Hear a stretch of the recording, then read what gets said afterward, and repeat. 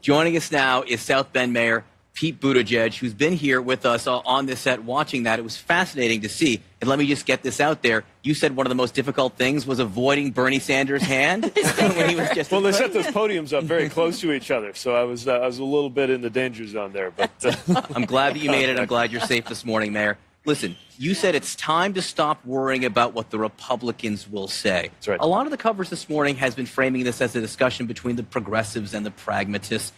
What will sell in the general election? Why does this discussion concern you? Because for as long as I've been alive, I've watched Democrats organize ourselves according to what the Republicans are doing or what the Republicans are saying. I think the time has come for us to organize around what we think is right.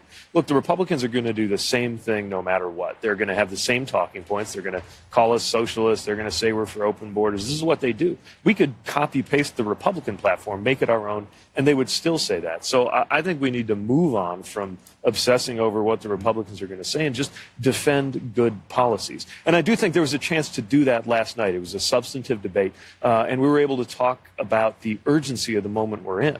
At least that was my focus. I still worry that everybody's focused on where to put everyone's dot on this left to center to right spectrum, forgetting how many voters don't think of the electorate or don't think of the election that way. I mean, where I come from, you got a lot of people who voted for Donald Trump and Barack Obama, and Mike Pence for governor, and me for mayor. So there's more going on here than people just sizing up whether we're too moderate or whether we're too liberal. So part of that argument, you say we need to figure out how to do what's right.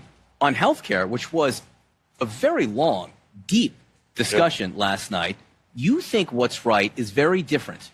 I think substantially different than what Bernie Sanders and Elizabeth Warren think is right at this point. You want to create a public option as part of your health care plan, but you're not for a Medicare for all that would do away with private insurance. So your plan is what you think is right. Does that mean what they are proposing in your mind is wrong? Well, naturally, I think my proposal is better because it allows Americans to make the decision for themselves. By the way, I still think that most Americans will prefer the Medicare-style option. If we get it right, if people like me are right, that the corporate options have let us down, then it actually becomes the transition pathway that gets you to Medicare for all. I just think anyone in politics who the words Medicare for all to escape our lips has a responsibility to explain how we're supposed to get from point A to point B without kicking millions of people off of their health care, or for that matter, kicking millions of Americans out of their jobs in the healthcare industry. There is a transition, and we've got to think about how that transition ought to work, even as we move to provide universal health care, which we can and must do, because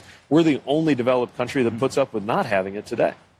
One of the things that I really appreciated last night was because it was so substantive, it allows me this morning to do more of the horse race and be more superficial. What grade do you give yourself for last night? I don't think it's a good idea to grade yourself. I felt like we had a fantastic debate. It was great because I had the chance to lay out the case for my candidacy, which is not just about ideology. It's about the urgency of the moment. Look, we are running out of time. Scientists tell us we got less than 12 years before we're at the catastrophe point on climate.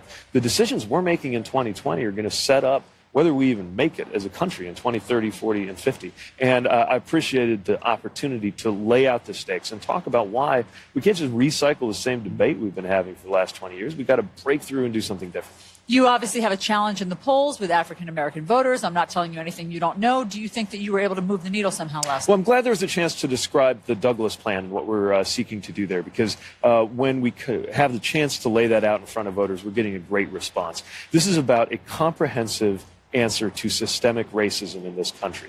It's everything from making sure that the criminal justice system actually serves up justice to setting up to 25% as a goal for federal government contracting with minority-owned businesses, tearing down barriers to minority entrepreneurs, looking at housing, looking at healthcare. You know, right now in America, a black patient is less likely to have their reports of pain taken seriously at the hospital than a white patient. It's one of the reasons why we have higher maternal mortality.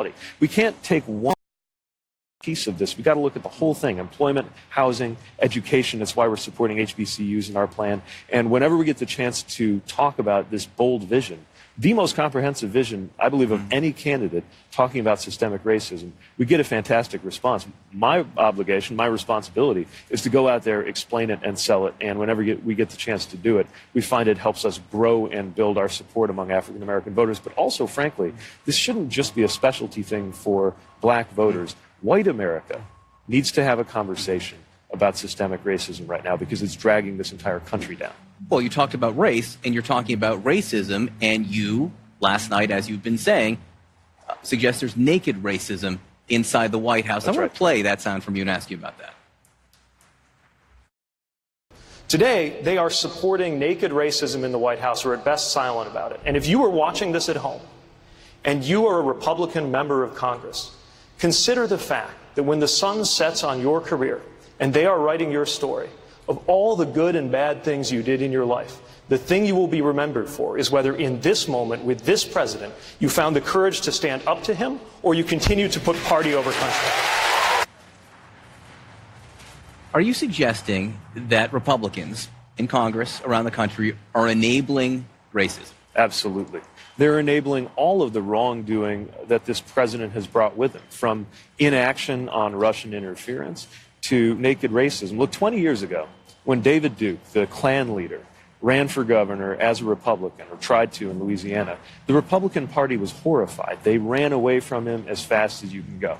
Now, you see racism emanating from the White House, and Republicans are either supportive or they are silent. And the thing that's really important to understand right now is they know better. Deep down, it's one thing when we have a good faith disagreement over what the right thing to do is. When it comes to this president, know better. He is betraying not just my values, but his own party's values. They know it. They are silent because they are afraid. America needs them to summon the courage to do the right thing. And I've come to believe the only way that'll happen is for them to be completely defeated at the ballot box, to have not only Trump, but Trumpism and its supporters rejected so resoundingly in 2020 in congressional and Senate races as well as the White House that there is some soul searching on the Republican side of the aisle about how they can be a healthy, responsible political party in this country. I have a totally cosmetic, superficial question for you. Did you have a smudge on your literally cosmetic on your forehead last night? And what was that? All right. So our best guess is that there were these little kind of gnats around. Yeah. Maybe I smushed one and it got on my forehead. I don't know. I didn't know about it until after. That's the thing about having something on your forehead. But hopefully it didn't distract from the message about what's at stake in this election. Not at all. And it's also very cool that you killed a gnat on your way out. I think that's set the tone. It shows lightning-quick reflexes. Yeah. Well, you want to show that you can do many things at once in this election. I think the technical term for what it was schmutz. Yeah. My producers are going to kill me. In 25 seconds or less, where do you want to be 1 month from now in this race?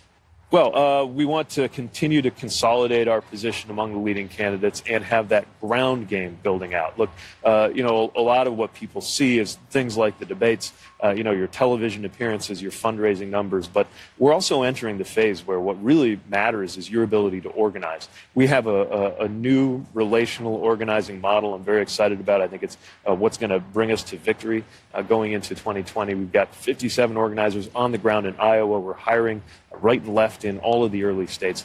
And so where I want to be a month from now is doing as well and growing when it comes to what everybody sees, but also under the hood, that kind of unglamorous blocking and tackling work, seeing that organization really gel in the states. Mayor Pete Buttigieg, great to have you here with us. Thanks so much. Great to be with you. We'll be following what happens next.